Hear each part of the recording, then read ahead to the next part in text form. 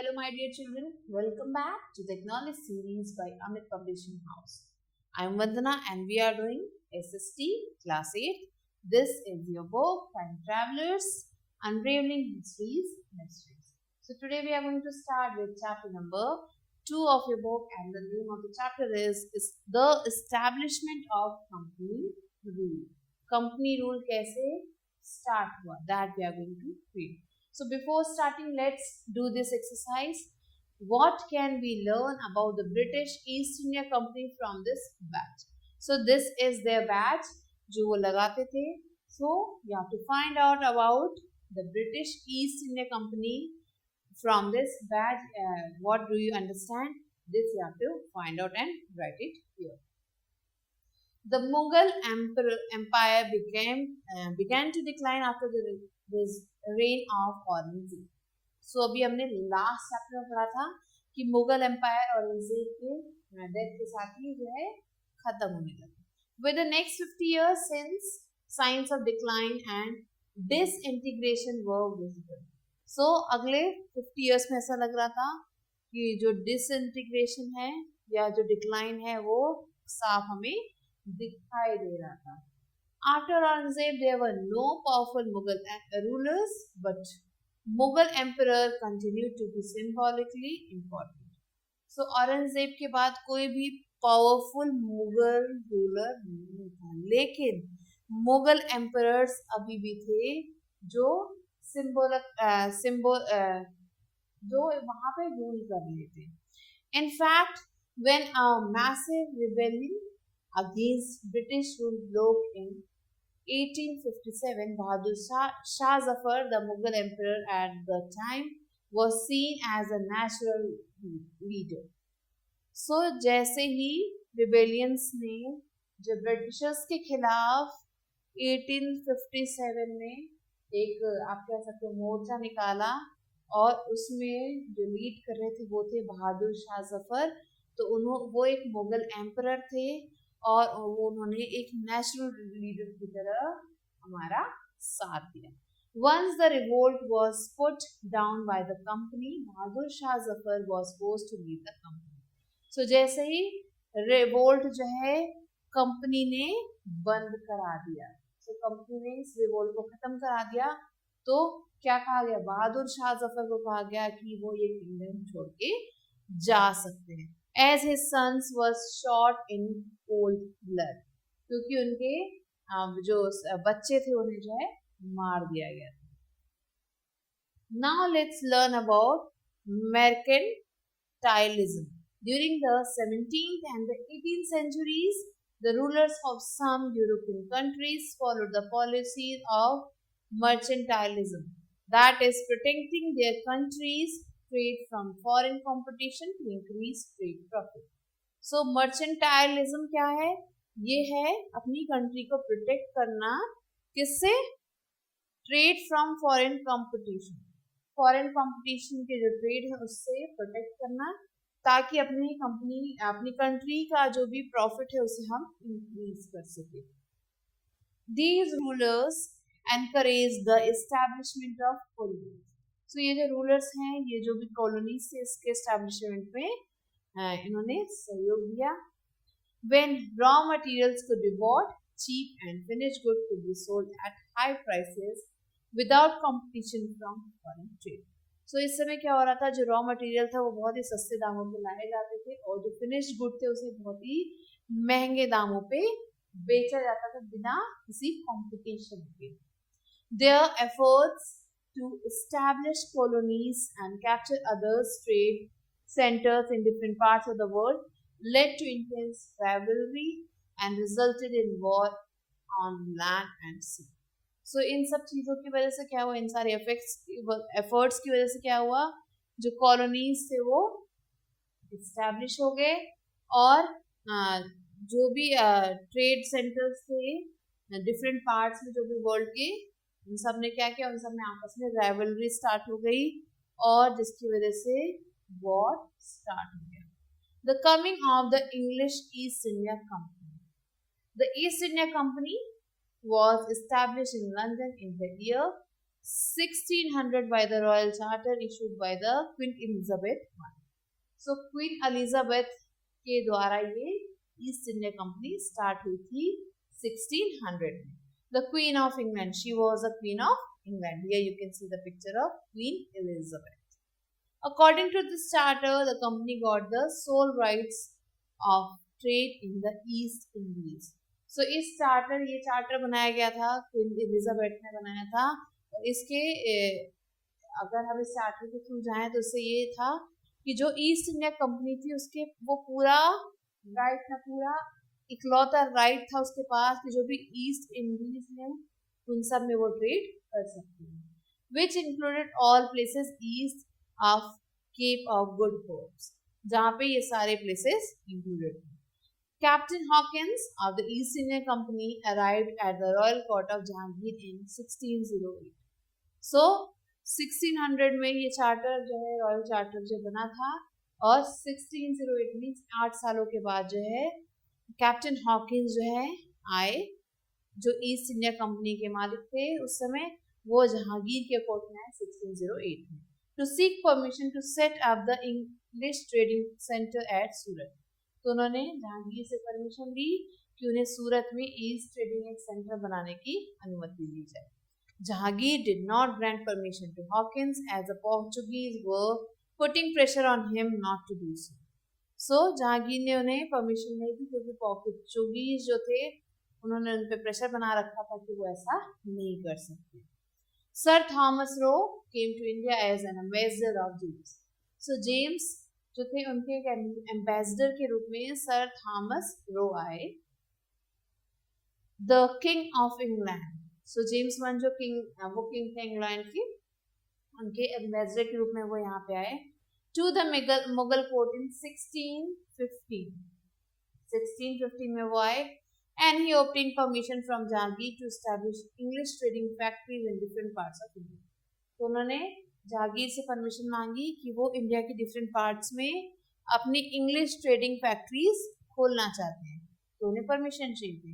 The English establish their factories at Agra, English ने अपनी factory को आगरा पे एस्टैब्लिश किया, अहमदाबाद में एस्टैब्लिश किया एंड ब्रोच में इन 1619 उन्होंने एस्टैब्लिश कर दिया.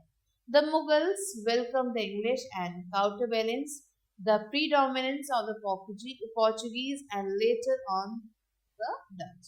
So Mughals ने इनका स्वागत किया, पोर्चुगीज के कहने के बावजूद उनका विरोध करते हुए उन्होंने इसका स्वागत किया. The East India Company during the 17th century, basking in the goodwill of the Mughals, secured the means of profitable trade. So East India Company ने 17th century में अपना गुडविल वहाँ पे बनाया, जो प्रॉफिट ट्रेड था उसमें जो है इन्होंने प्रॉफिट एस्टैब्लिश किया. The English developed market in Europe for a variety of Indian products. So जो इंग्लिश थे उन्होंने अपना मार्केट बना लिया जिसमें वो बहुत सारे प्रोडक्ट्स बना रहे थे, including indigo, a blue dye and saltpetre. So उन्होंने ये दोनों प्रोडक्ट्स भी इसके अंदर इंक्लूड किए थे. They found a big demand for fine quality hand-loomed Indian textile. So उन्होंने क्या देखा यहाँ पे कि यहाँ पे इंडिया में जो Indian textile, Indian handloom textile की बहुत ज़्यादा डिमांड है. As customer economy prospered in Britain, the demand of Indian fabrics such as chintz, calico and muslin also increased rapidly after the 1660. So जो कस्टमर्स थे Britain के, उनकी भी demand बढ़ गई ऑफ ऑल दीज प्रोडक्ट्स, ये सारे प्रोडक्ट्स की डिमांड बढ़ गई. They also trade in spices, और उन्होंने स्पाइसेस में भी ट्रेडिंग स्टार्ट कर दी. स्पाइसेस मीन्स मसालों का भी व्यापार स्टार्ट कर दिया. The rise of the British started in Bengal. अब बंगाल में धीरे धीरे ब्रिटिशर्स हर जगह फैल चुके. When From the early 18th century onwards, the trade of Bengal had grown very profitable for the East Indian Company. So Bengal में उन्हें जो है जो ट्रेड उन्होंने किया था उससे बहुत ज़्यादा प्रॉफिट हुआ. In 1691, Aurangzeb issued a farman that granted the English to the right of duty-free trade in Bengal from an annual payment of 3,000 rupees. So Aurangzeb ने एक फरमान एस्टैब्लिश किया, ग्रांट किया 1691 में, जिसमें जो है जो इंग्लिश मैन थे, जो ईस्ट इंडिया कंपनी थी, उन्हें एक ड्यूटी फ्री ट्रेड करने के लिए 3,000 रुपये पर ईयर देना था. The English were granted the zamindari rights in their 3 villages of Kolkata, Sutanuti and Govindapur. So अब वहां की 3 विलेजेस में उन्हें जिम्मेदारी राइट भी मिल गए ब्रिटिशर्स को. These villages combined to form Calcutta, और ये तीनों विलेज मिलके कैलकाटा बन गए. In 1770 Farrukhsiyar the Mughal emperor granted the company the right to carry out duty free trade. और 1717 में फर्रुखसियार ये एक मुगल एम्परर थे जिन्होंने ईस्ट इंडिया कंपनी को राइट्स दिए कि वो ड्यूटी फ्री ट्रेड जो है कर सकता है. However, this became a matter of conflict between the new autonomous ruler Murshid Quli Khan, who refused to extend the right of duty free trade to the private company officials. अब क्या हुआ, जैसे ही इन्होंने जो है राइट्स दिए Britishers को कि वो ड्यूटी फ्री ट्रेड कर सकते हैं, उसी टाइम पे जो दूसरे रूलर थे मुर्शीद कुली खान, उन्होंने इसके अगेंस्ट जो है दोनों में लड़ाई शुरू हो गई कि अब जो है ये कंपनी जो है ट्रेड ड्यूटी फ्री ट्रेड नहीं कर सकती है. तो दोनों में कॉन्फ्लिक्ट स्टार्ट हो गई. The East India Company was probably the most powerful corporation in history. Murshid Quli Khan was followed by Alivardi Khan and then Sirajudullah as the Nawab of Bengal. So Murshid Quli Khan का साथ इन दोनों ने दिया था. Each one of them was a stronger ruler, और दोनों ही बहुत ज़्यादा stronger ruler थे, राजा थे. They refused to grant the company concession. उन्होंने कंपनी को concession देने से मना कर दिया था. Demanded large tribute from the company's rights to trade. उन्होंने कंपनी से कहा कि उन्हें लार्ज अमाउंट पे करना पड़ेगा अगर उन्हें यहाँ पे बिजनेस करना है. Denied it any right to mint coins and stopped it from extending its fortification. So इसके बदले उन्हें mint coins देना पड़ेगा. Accusing the company to deceit, they claimed that the company was depriving the Bengal government of huge amount of revenue and undermining the authorities of the Nawabs. So ये accusation बनाया गया कि company जो है वो they claimed that the company was depriving the Bengal government. Bengal government को deprive कर रही है और उनका revenue जिससे बहुत ज़्यादा कम आ रहा है. It was refusing to pay taxes, writing disrespectful letters and trying to humiliate the Nawab and his officials. So company ने क्या किया, जो टैक्सेस से उन्हें पे करने से मना कर दिया. उन्होंने डिसरेस्पेक्टफुल लेटर्स लिखे थे नवाब्स को और उन्हें ह्यूमिलिएट किया था. The company on it's part declared that the unjust demand of the local officials were ruining the trade off the company. तो कंपनी ने कहा है कि ये जो ऑफिशियल्स हैं उनकी ये जो फालतू की डिमांड्स हैं, इससे जो कंपनी है उसे बहुत ज़्यादा नुकसान हो रहा है. And trade could flourish only if the duties were removed. और ये जो ट्रेड है, जो वो बिजनेस यहाँ पे कर रहे थे, वो तभी फुलफिल होगा, आगे बढ़ पाएगा अगर ये सारी ड्यूटी नीचे से हटा दी जाए. It was also convinced that to expand trade it had to enlarge its settlement, buy up villages and rebuild its forts. So ऐसा कहा जाता था कि कंपनी ने कहा कि अगर जो है इंडिया चाहता है कि ट्रेड को आगे बढ़ाया जाए, तो अगर उन्हें अपना ट्रेड को एक्सपैंड करने के लिए उन्हें बड़ी जगह चाहिए, और ताकि वो विलेजेस खरीद सके और वहाँ के जो फोर्ट्स वापस से रीबिल्ड कर सके, फिर से बना सके. The conflicts led to confrontations and finally accumulated in the famous Battle of Plassey. So ये कॉन्फ्लिक्ट बढ़ता चला गया और लास्ट में क्या हुआ, बैटल ऑफ प्लासी स्टार्ट हो गया. Now the conquest of Bengal. Bengal का कॉन्क्वेस्ट क्या है, let's see. We are going to read about Battle of Plassey. The defeat of the English at the hand of Sirajul-Dowlah provoked the British to conspire to replace the young Nawab. अब क्योंकि सिराज उद दौला के against सब हो चुके थे, तो वो जो है डिफीट हो गए इस बैटल में, जिसकी वजह से जो ब्रिटिशर्स थे उन्होंने यंग नवाब को वहां से रिप्लेस करने का सोचा। उन्होंने सोचा कि इन्हें हटा के किसी और को नवाब बना देते हैं। The company officials led by Robert Clive, जो कंपनी ऑफिशियल के जो ऑफिशियल थे Robert Clive, along with Mir Zafar, the commander-in-chief of Siraj-ud-Daulah, and other dissatisfied faction of the court called in this plan. So वो सब इसके खिलाफ थे, जो सिराजुद्दौला के जो चीफ थे वो सब इसके खिलाफ थे. This resulted in the Battle of Plassey in 1757 और इसी की वजह से ये युद्ध हुआ, in which the Nawab was defeated. The battle was hardly more than a brawl, and the largest contingent of the Nawab's army remained inactive under Mir Zafar command. So नवाब की जो आर्मी थी वो मीर जफर के कमांड के अंदर inactive behave कर रही थी. Siraj was captured and put to death, and Mir Zafar was appointed as a new puppet नवाब.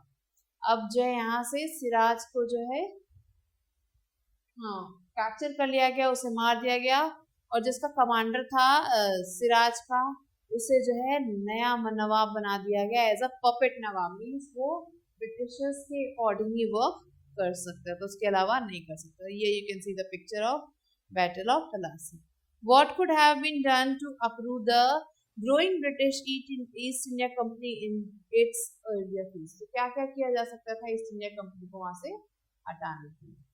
सो अब जो है उसे जो है नया नवाब बना दिया गया मीर को. This mark the beginning of the political supremacy of the East India company in India. और इसके साथ ही ब्रिटिशर्स रूल स्टार्ट हो गया, क्योंकि that was a puppet nawab there, और इसके साथ ही ब्रिटिशर्स ने अपना राज्य स्थापित कर लिया. Till then the company trade in Bengal was financed through import of bullions from England. So उस समय तक क्या होता था, कंपनी का जो भी ट्रेड प्रैक्टिस होता था बंगाल में, वो सब जो इंग्लैंड से आता था, वो सारी मनी वहां से आती थी, वहां से फाइनेंस होता था. But after 1757 billions imported from England were stopped. Instead, billions was exported from Bengal to China and other parts of the India. So अब जो है वहां से ये फाइनेंस जो है बंद हो गया इंग्लैंड से इस युद्ध के बाद, और अब चाइना, बंगाल और इंडिया के बाकी पार्ट से ये होंगे. This gave a competitive advantage of the English to the English as compare to the European rivals. So ये जो है एक कॉम्पिटिटिव एडवांटेज था इंग्लिश के लिए. एंड ये you can see the picture of Lord Clive meeting Mir Zafar after the battle of Plassey. So battle of Plassey के बाद जो है मीर जफर को जो है वहाँ का नवाब बनाया गया. This picture is of that. Mir Jafar's betrayal of India in 1757 opened the doors to nearly 200 years of British rule in the country. So Mir Zafar की इस काम के वजह से जो ब्रिटिशर्स ने इंडिया पे 200 सालों तक राज किया. Now let's talk about Battle of Buxar, which started in 1764. Mir Zafar found it difficult to meet the financial demands of the company. So Mir Jafar के लिए अभी बहुत ज़्यादा इम्पॉसिबल सा हो रहा था, डिफिकल्ट हो रहा था कि वो कंपनी की सारी बातें मान पाए, उनके जो फाइनेंशियल डिमांड्स है उसको फुलफिल कर पाए, पैसे से उसकी वो हेल्प नहीं कर पा रहा था. And was replaced by Mir Qasim in 1760. और 1760 में मीर कासिम को उसकी जगह पे नवाब बना दिया गया, मीर जफर की जगह पे. Mir Qasim was unable to stop the misuse of free trade by the company officials. So Mir Qasim जो है वो जो भी फ्री ट्रेड हो रहा था उसको स्टॉप नहीं कर पा रहा था. He abolished internal duties altogether. जो भी इंटरनल ड्यूटीज थी उसे उसने abolish कर दिया था, खत्म कर दिया था. So that Indian merchants could also enjoy the same privilege. ताकि जो इंडियन मर्चेंट्स थे वो भी वही प्रिविलेज एंजॉय कर पाए जो ब्रिटिशर्स कर रहे थे. The English did not approve on this display of the independence. and by replacing him with Mir Zafar again. अब ब्रिटिशर्स को ये अच्छा नहीं लगा कि वो इंडियंस का साथ दे रहे हैं, मीर कासिम यहाँ पे इंडियंस का साथ दे रहे हैं, इंडियन ट्रेडर्स का साथ दे रहे हैं, तो उन्होंने क्या किया, वापस से उन्हें रिप्लेस कर दिया और मीर जफर को वापस से वहां का नवाब बना दिया. Mir Qasim fled from Bengal and formed a grand alliance with the Mughal emperor Shah Alam II and Shuja'ud-Dawla in Awadh. So Mir Qasim जब वहां से निकले और उन्होंने मुगल एम्परर्स जो थे शाह आलम खान और शाजुद्दौला जो अवध में है, तो उनके जो है साथ में मिल गए ब्रिटिशर्स के खिलाफ. However, their combined army was routed by the British Army at the Battle of Buxar in 1760. So इन सब ने मिलकर एक अपनी आर्मी बनाई जिसे बैटल ऑफ बक्सर में ब्रिटिशर्स के साथ युद्ध किया. After the defeat, the English treated the Mughal emperors with some respect. So अब यहाँ पे जो ब्रिटिशर्स थे वो थोड़ा सा डिफीटेड हो गए, जिसके बाद उन्होंने मुगल जो एम्परर्स थे उन्हें जो है रिस्पेक्ट के साथ रखा. However, Shah Alam II was forced to sign the Treaty of Allahabad. जिसके बाद जो शाह आलम सेकेंड जो थे उनको एक ट्रीटी साइन करनी पड़ी जिसका नाम था treaty of Allahabad. The treaty granted the British Diwani or the revenue collection rights of Bengal, Bihar and Odisha. अब इस ट्रीटी में क्या लिखा था, इस ट्रीटी में लिखा था कि जो ब्रिटिशर्स उनके पास राइट्स होंगे बंगाल, बिहार और उड़ीसा से वो रेवेन्यू कलेक्ट कर सके. शाजुद्दौला was made to pay 50 lakhs as war indemnity. शाजुद्दौला को जो है 50 लाख रुपीस जो है देना पड़ा क्योंकि वॉर में जो नुकसान हुआ था उसकी भरपाई के लिए. A British resident was posted at the court of Murshidabad who eventually controlled the administration of the entire province. So जो ब्रिटिश पर्सन जो था वहां के जो कोर्ट ऑफ मुर्शिदाबाद था, at the court of Murshidabad उसने कोर्ट मुर्शिदाबाद का जो कोर्ट था वहां पे उसने जो है एक कंट्रोल्ड एडमिनिस्ट्रेशन स्टैब्लिश किया पूरे प्रोविंस में. Thus the company initiated the policy of indirect governments. अब इसके बाद जो कंपनी थी, जो इस कंपनी थी, उसने एक इनडायरेक्ट गवर्नमेंट्स को इनिशिएट किया, उसकी पॉलिसीज को इनिशिएट किया. The company collected all the revenue and control the army. Company ने जो भी रेवेन्यू था उसको कलेक्ट किया और आर्मी को कंट्रोल करने लगा. But did not take any responsibility. लेकिन कोई भी रिस्पॉन्सिबिलिटी वो अपनी आर्मी की नहीं ले रहा था. The nawab had made many responsibilities but did not have a proper source of income और any real power to implement. जो नवाब थे उनके पास रिस्पॉन्सिबिलिटीज तो बहुत सारी थी, लेकिन उनके पास ना कोई सोर्स था इनकम का और ना ही वो अपनी किसी भी डिसीजन को इम्प्लीमेंट कर सकते थे. This system of governance was known as the dual system of administration और ड्यूअल गवर्नमेंट. सो ऐसे सिस्टम को ड्यूअल गवर्नमेंट या फिर ड्यूअल सिस्टम ऑफ एडमिनिस्ट्रेशन कहा जाता है. The common people of Bengal suffer terribly due to this. जो वहाँ के जो लोकल लोग थे बंगाल के वो बहुत ज़्यादा परेशान थे इसकी वजह से. The battle of Buxar was a decisive battle in the history of India as it expose the weakness of the Indian army to the Europeans. So इस बैटल के बाद क्या पता चला कि जो इंडियन आर्मी थी वो ज़्यादा वीक है यूरोपियंस के मुकाबले. The British got complete financial control of one of the richest states of India, and this permanently sorted out the financial problems of the British. So Britishers को अब जो पूरा फाइनेंशियल कंट्रोल मिल गया था India के एक बहुत ही ज़्यादा रिचेस्ट स्टेट पे, जिससे उनके सारे फाइनेंशियल प्रॉब्लम्स दूर हो रही थी. Now let's learn about the dual system of administration which was from 1765 to 1772. Under this system, the administration was divided between the company and the Nawabs, but the whole powers was actually concentrated in the hand of the company. So, इस system के according nawabs और Britishers दोनों ही country पे rule कर रहे हैं, लेकिन जो मेन पावर थी वो सिर्फ और सिर्फ कंपनी के पास थी, सीनियर कंपनी के पास. This complex system remained in practice during the period from 1765 to 1772. ये जो कॉम्प्लेक्स सिस्टम है ये प्रैक्टिस जो है इतने टाइम तक चलता रहा. Under this system, Clive gave the responsibility of collecting diwani. So Clive को दीवानी कलेक्ट करने की रिस्पॉन्सिबिलिटी दी गई. Diwani means revenue. To the Indians and appointed 2 deputy diwans.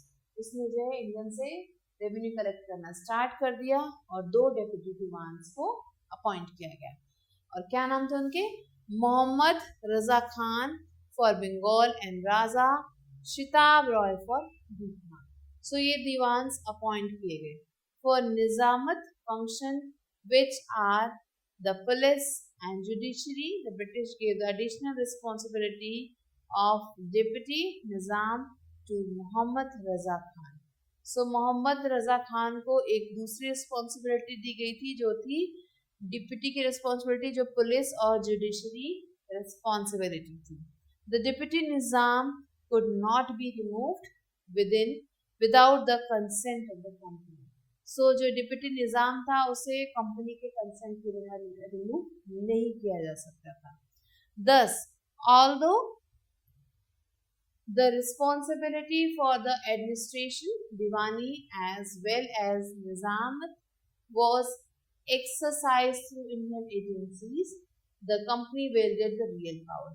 भले ये दोनों चीजें इंडियन एजेंसीज करके, दीवानी और निजामत वाली जो दोनों काम इंडियन एजेंसीज करके, लेकिन जो भी पावर था वो सारा कुछ ब्रिटिशर्स के हाथ में था, मीन्स ईस्ट इंडिया कंपनी के हाथ में. In 1772, Warren Hastings put an end to this dual system and Bengal completely came under the direct control of the company administration. So अब जब 1772 आया तो उस समय वैरन हेस्टिंग जो थे उन्होंने इस ड्यूअल सिस्टम को खत्म कर दिया और जो बंगाल था वो पूरी तरह से कंपनी के अंडर आ चुका था. अब सिर्फ वहां पे कंपनी का राज्य चल रहा था. The advent of AI can be tracked back to the work of cryptographers during World War II, who used early computing machines to crack military codes. The success of these efforts provided the foundation for the development of modern computing and artificial intelligence. Now let's learn about the Carnatic Wars. One of the first trading centers set up by the French was in Pondicherry. So जो पहला trading centre बनाया गया था French के द्वारा वो पौंडीचेरी में बना. नाउ पुडुचेरी, अब उसका नाम पुडुचेरी है. It is now a union territory close to the state of Tamil Nadu. Tamil Nadu के पास में है ये. A lot of wars were fought between the British, the French and the numerous independent rulers and their vassal in the middle of the 18th century. So 18th century में जो French थे, जो Britishers थे और कुछ independent rulers थे, उन सब के बीच में छोटे मोटे युद्ध होते ही रहते थे. These wars were mainly confined to the areas dominated by the Nizam of Hyderabad. So areas कहाँ के थे? वो ये areas ज़्यादातर निज़ाम ऑफ हैदराबाद थे उनके डोमिनेशन के अंदर. In the 18th century, the coastal Carnatic region was a dependency of Hyderabad. So 18th century में जो कोस्टल कार्नाटिक रीजन था वो हैदराबाद के डिपेंडेंसी के अंदर आता था. So these wars are also known as Carnatic War. So इसलिए इस वॉर को हम कार्नाटिक वॉर भी कहते हैं. Now in the first Carnatic War, the British captured some French ships. So first war जब हुआ तो ब्रिटिशर्स ने कुछ फ्रेंच शिप्स को कैप्चर कर लिया.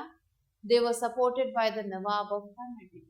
और नवाब ऑफ कार्नाटिक जो थे उन्होंने उनका सपोर्ट किया ब्रिटिशर्स का.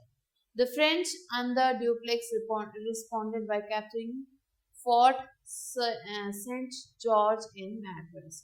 सो फ्रेंच ने क्या किया, इन्होंने कैप्चर किया Fort Saint George in Madras में. और meanwhile the war of Austrian succession ended in Europe. तो यूरोप में एक वॉर चल रहा था ऑस्ट्रियन सक्सेशन का, वो खत्म हो चुका था. And with this the first Carnatic war also came to an end. और इसके साथ ही जो पहला कार्नाटिक वॉर था वो भी खत्म हो गया. By the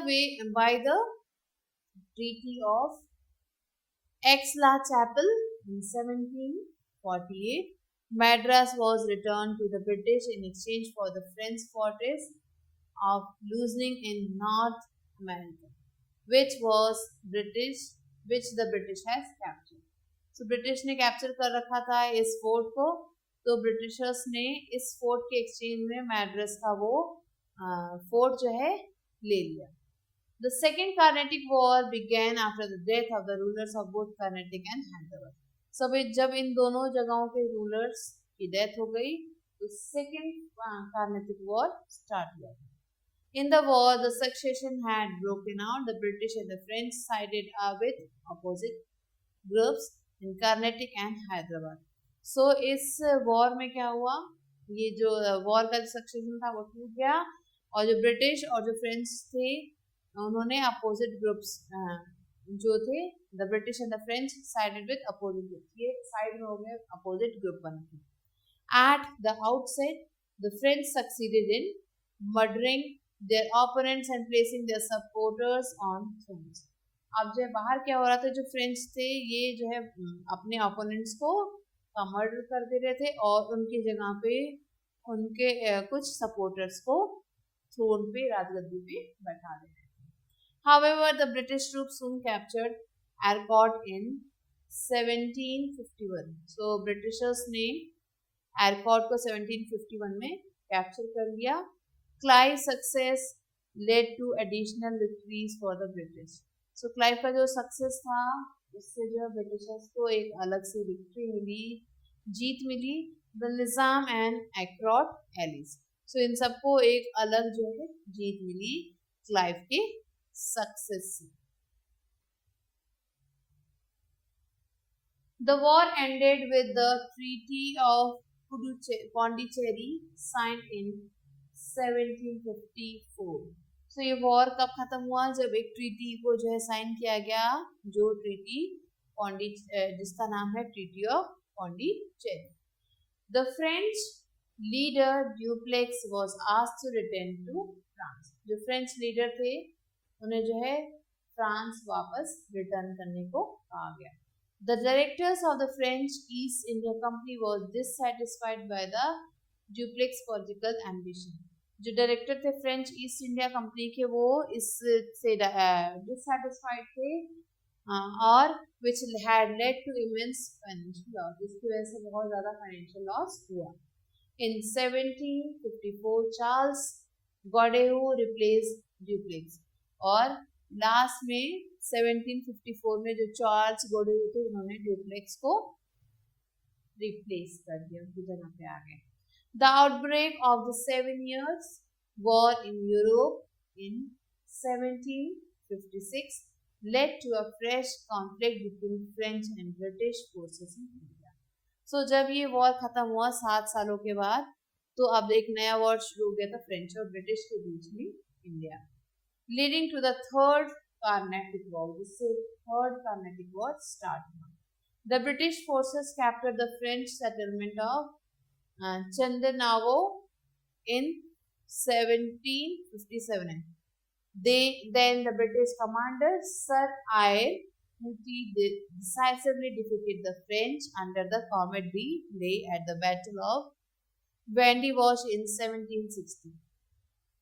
तो इसके बाद क्या हुआ, जो ब्रिटिश कमांडर थे सर आई मूटी, इन्होंने डिफीट किया था फ्रेंच को और इनके आप कह सकते हो इनकी गाइडेंस के अंदर. And the war concluded with the signing up of the treaty of Paris. अब जब ट्रीटी ऑफ पेरिस साइन किया गया जिसके बाद ये वॉर खत्म हुआ. Which return Chandernagore and Pondicherry to France. जो ये दो प्लेसेस थे वो फ्रांस के पास चले गए. And allowed the French to have factories in India but forbade French traders from administrating them. So इसके बाद क्या हुआ कि जो फ्रेंच थे वो अपनी फैक्ट्रीज को इंडिया में स्टैब्लिश कर सके थे इन सारी जगहों पे. The French agreed to support British client government, thus ending the French ambition of an Indian empire and making the British the dominant foreign power of India. So French ने अब जो है सोचा कि चलो ब्रिटिशर्स जो थे उनको जो है सपोर्ट करते हैं, उनके जो भी एम्बिशंस थे उसमें सपोर्ट करते हैं, तो उन्होंने भी ब्रिटिशर्स का साथ देना स्टार्ट कर दिया। Now let's learn about British conquest outside Bengal. अब बंगाल के बारे में तो अभी हमने पढ़ लिया, ब्रिटिशर्स का बंगाल के बाहर क्या हाल था, that we are going to learn. So in 1773 Warren Hastings was made the Governor General of all Indian territories of the company. So 1773 में जो वैरन हेस्टिंग थे उन्हें जो है इंडिया के जितने भी टेरिटरीज थे उनका क्या बना दिया गया, गवर्नर जनरल बना दिया गया। Calcutta was made his capital, Calcutta को कैपिटल बना दिया गया।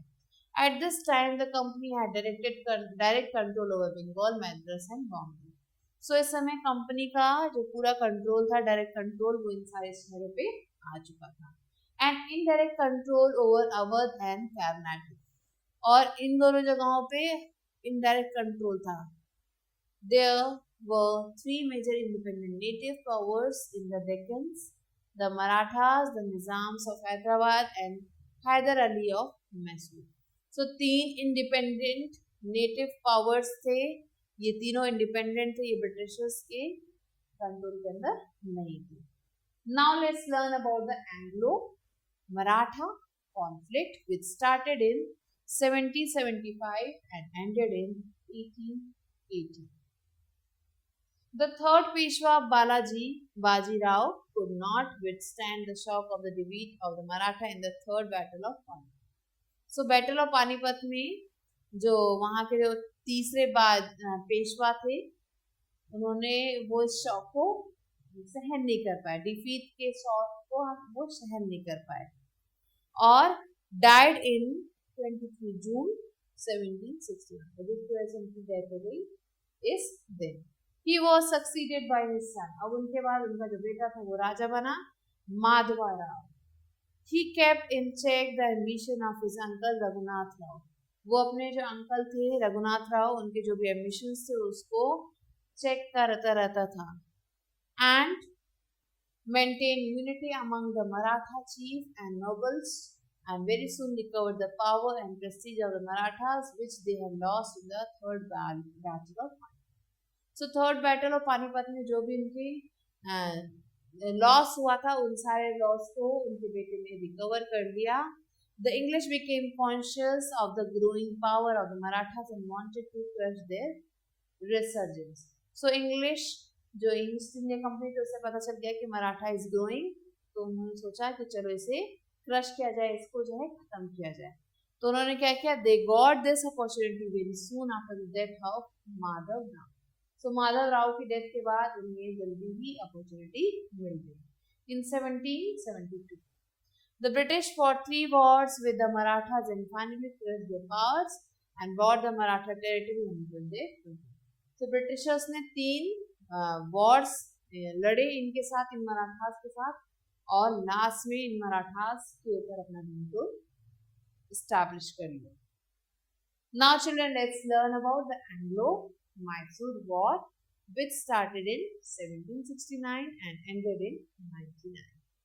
So in the last 3 decades of the 18th century के last 3 decades बचे हुए, the British government got involved in the conflict with the powerful king of Mysore, which was ruled by Hyder Ali and his son Tipu Sultan. So Hyder Ali और उनके जो बेटे टीपू सुल्तान थे, ये यहाँ के राजा थे मैसूर के। So अब जो ब्रिटिशर्स इनके खिलाफ युद्ध लड़ना चाहते थे। Between 1766 to 1799, 4 wars were fought with Mysore. Mysore के साथ 4 वॉर लड़े गए। These wars are known as the Anglo-Mysore War. और इन wars को Anglo-Mysore War के नाम से जाना जाता है। Finally, in 1799, in the 4th Anglo-Mysore War, Tipu Sultan was defeated by the British. So इस चौथे वॉर में टीपू सुल्तान को ब्रिटिशर्स ने डिफीट कर दिया था। Tipu died defending his capital Srirangapatnam and Tipu Sultan was a progressive and benevolent monarch, और ये बहुत ही अच्छे एक राजा थे जिन्होंने अपने कैपिटल को बचाते बचाते अपनी जान दे दी। Now let's learn about annexure policies of the company. Company के क्या क्या annexure policies हैं, that we are going to learn. The company adopted the following method to bring India under its dominance. So India को अपने अंदर लाने के लिए, अपने कंट्रोल के अंदर लाने के लिए ब्रिटिशर्स ने बहुत सारे चाल चले, जिसमें से उसने कुछ पॉलिसीज बनाई. तो 3 पॉलिसीज यहाँ पे दी गई हैं. The first one is doctrine of lapse, the second one is subsidiary aliens, and the third one is direct addiction. So let's read about them. The first is the doctrine of lapse. So the final wave of annexure occurred under Lord Dalhousie. So Lord Dalhousie के अंदर ही ये सारे annexures start हुए थे. Who was the Governor General from 1848 to 1856. So इसके बीच में governor general थे Lord Dalhousie. He devised a policy that came to be known as the doctrine of lapse. So उन्होंने एक पॉलिसी बनाई जिसका ये नाम था. The doctrine declared that if an Indian ruler died without a male heir, his kingdom would lapse. So इस policy के according ये था कि अगर जो है कोई भी राजा अपने बेटे को जन्म दिए बगैर मर जाता है, बेटा होना चाहिए, उसकी जो किंगडम है वो लैप्स हो जाएगी, वो खत्म हो जाएगी. That is become a part of company territory, और ब्रिटिशर्स उसे acquire कर लेंगे. One kingdom after another was annexed simply by applying this doctrine. और इस एक doctrine को लगाने के बाद क्या हुआ कि एक से एक करके धीरे धीरे सारे किंगडम उनके अंदर आने लगे बिना कुछ लड़े. सतारा in 1848, Sambalpur in 1850, Udaipur in 1852, Nagpur in 1853 and Jhansi in 1854. So ये सारे किंगडम्स उनके अंदर आ चुके थे because of this policy. Now the second policy is subsidiary alliance. Subsidiary alliance was devised by Lord Wellesley. Under the subsidiary alliance, the ruler of the state was provided with military security. So जो ruler था state था उसे military security मिलेगी. Once provided with military security the princely state could remain independent so far as internal matters were concerned, but they could not exert their independence outside the state. So state के अंदर जो वो जो राजा था वो अपने राज्य के अंदर ही जो भी उसके रूल्स थे वो राज्य के अंदर चलेंगे, राज्य के बाहर उसका कोई भी रूल नहीं चलेगा. सो ये थी ये policy, subsidiary alliance. The British company resident was kept in the court of the Indian king, and the princely states had to pay an annual amount towards the cost of the resident. So जो राजा थे उसे जो है बहुत सारे cost जो है चुकाने पड़ते थे, एनुअल अमाउंट देना पड़ता था, और ब्रिटिशर्स का एक पर्सन जो है उनके उस कोर्ट में हमेशा मौजूद रहता था. The Indian ruler could not employ any European for his service without prior approval from the Britishers. So Britishers की अप्रूवल के बिना इंडियन रूलर किसी भी यूरोपियन को एम्प्लॉय नहीं कर सकते, अपने यहाँ रख नहीं सकते थे. The Indian ruler also could not negotiate with any other Indian ruler without consulting the governor general. So बिना गवर्नर जनरल की परमिशन के इंडियन रूलर किसी भी दूसरे इंडियन रूलर से नेगोशिएट नहीं कर सकता था. Under the subsidiary islands Hyderabad, Mysore, Peshwa, Bhonsle, Scindia, Udaipur, Jodhpur and Jaipur came under the Britishers. So अब जो है इस पॉलिसी की वजह से इतने सारे जो जगह थी ये सारी जो है ब्रिटिशर्स के अंदर आ चुकी थी. Now let's learn about the direct annexure. What is annexure of oath? The Nawab of Oath had many here and could not therefore be covered by the doctrine of lapse.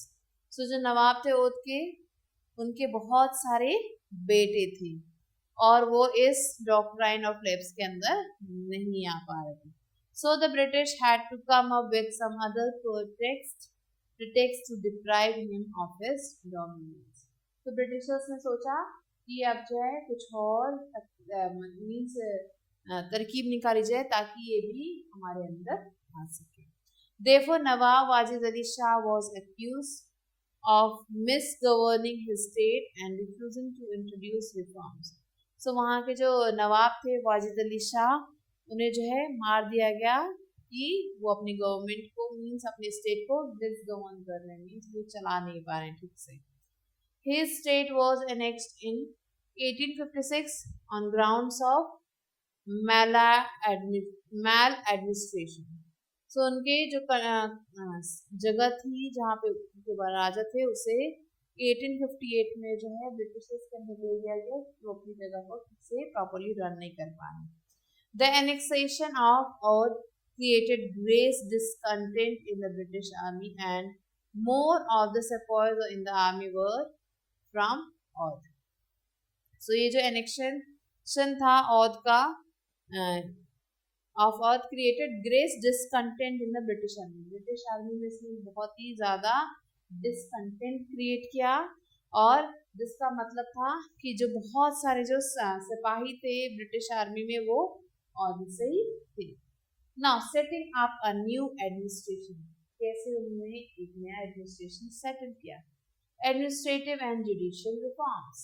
The political and trade victories of East India Company and the enormous wealth amassed by the governors brought the company under the scrutiny of British Parliament. So जो political और trade victories थी east India company की, उसकी वजह से बहुत ज़्यादा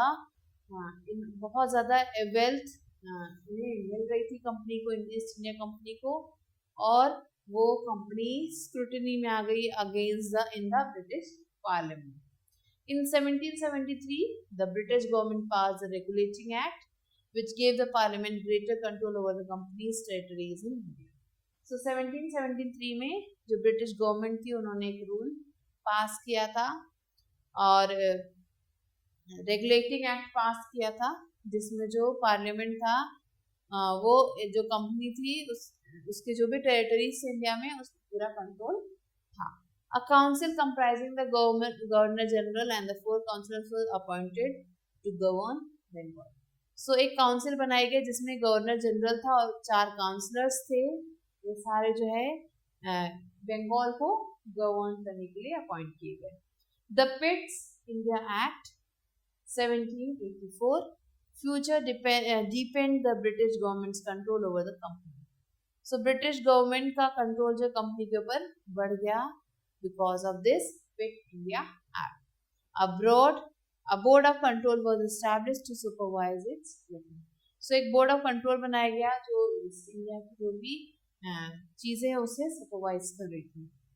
The Charter Act in 1830 ended the company monopoly over trade in India.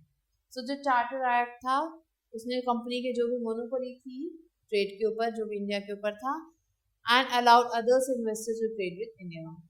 तो मोनोपोली को उसने खत्म कर दिया चार्टर एक्ट ने, और बाकी इन्वेस्टर्स भी इसमें इन्वेस्ट कर सकते थे। The governor general became the effective ruler of company territories in India. So जो गवर्नर जनरल था वो जो है इफेक्टिव रूलर बन गया इस कंपनी की टेरिटरीज में इंडिया में। The great work of Cornwallis was the overhauling of the civil service by employing capable and honest public servants. जो great works था कॉर्नवेल का, वो क्या था, वो ओवरहॉल कर रहा था सिविल सर्विसेज को, क्योंकि वो क्या कर रहे थे, एम्प्लॉय कर रहे थे service by employing capable and honest public servants.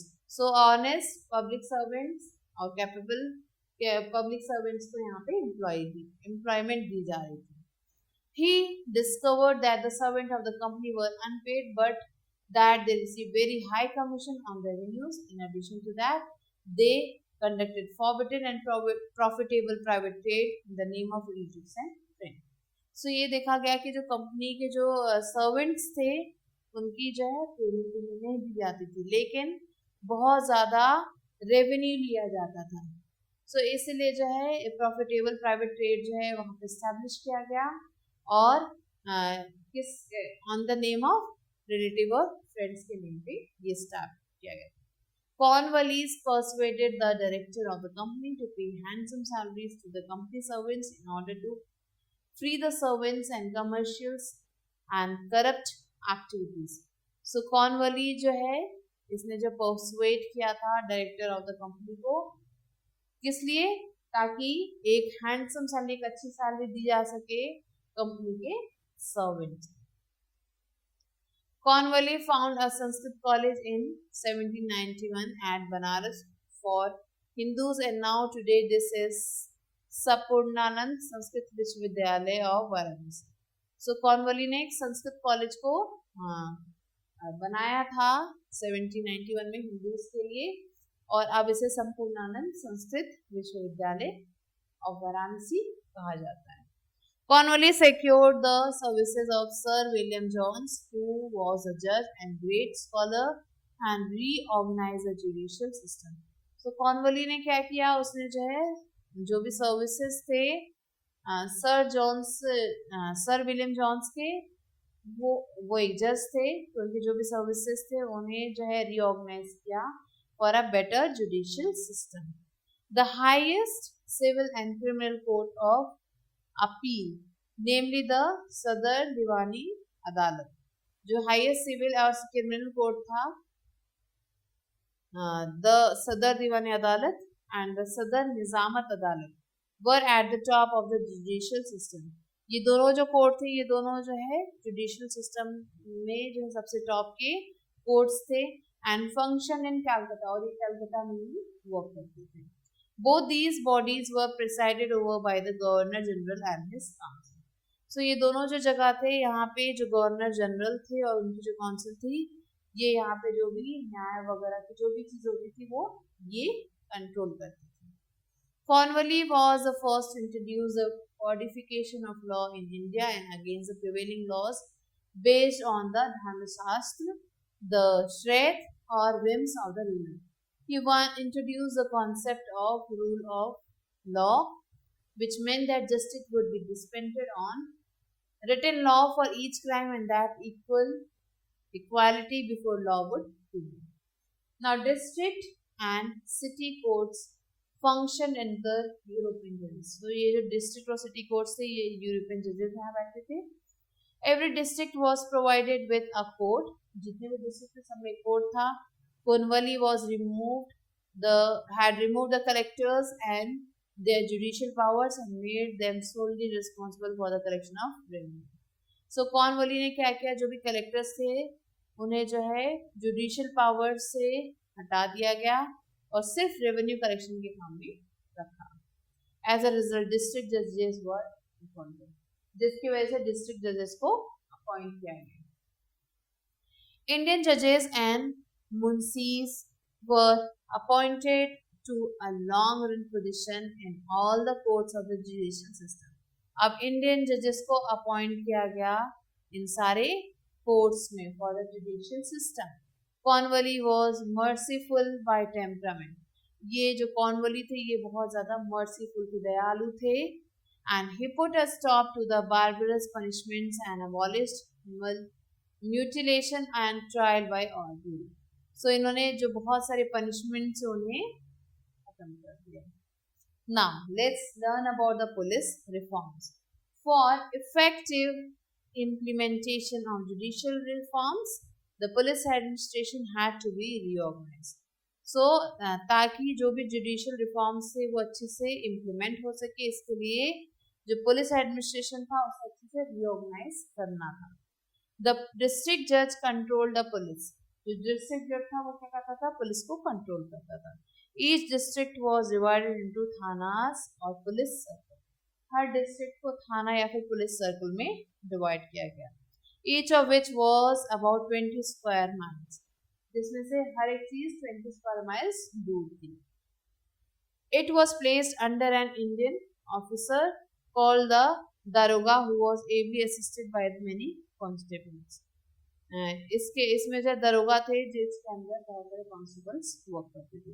Thus, the East India Company was transformed from a, here you can see the picture in 1797 to 18 1840 and 1857.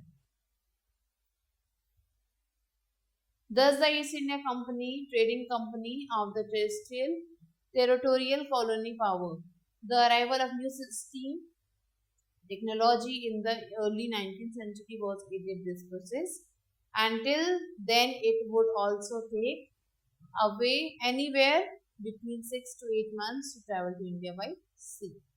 So इस समय जो है colonial power जो था एक नया स्टीम टेक्नोलॉजी आ गया था जिससे जो है 6 से 8 महीने तक जो इंडिया के ट्रैवल किया जा सकता था इंडिया बाय सी रूट से यहाँ पर ट्रैवल किया जा सकता था steam ships reduce the journey time to 2-3 weeks to time to 3 weeks, enabling more Britishers and their families to come to a far off country like India.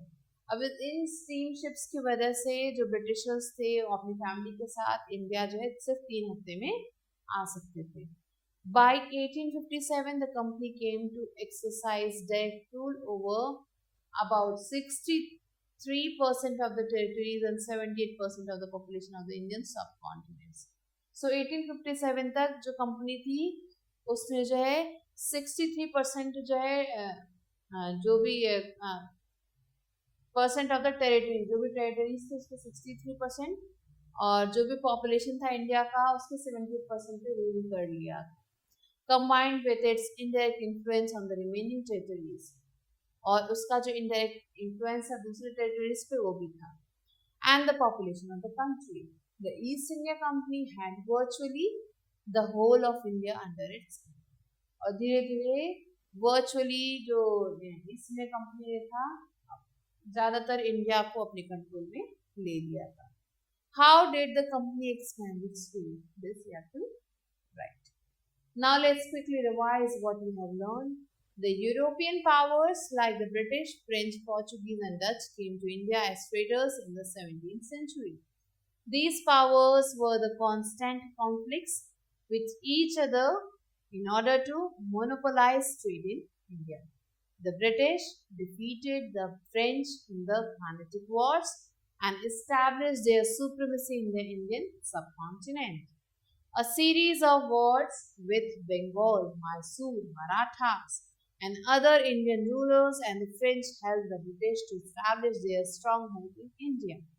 The methods of expansion followed by the British included direct annexation and annexation to the subsidiary islands and the doctrine of lapse. Cornwallis overhauled the administrative system by introducing the Indian civil services. Now let's do the question and answer, dear children. What attracted the Europeans to India? So the Europeans were attracted to India for performing the trade practices because India was trading with many. It was rich in culture and diversity, and the Europeans thought of establishing their trade practices here. Why was Siraj-ud-Dawla defeated in the Battle of Plassey? So this you have to write. What happened in the fourth Anglo-Mysore war? So जब fourth Anglo-Mysore war हुआ तो उसमें क्या हुआ था?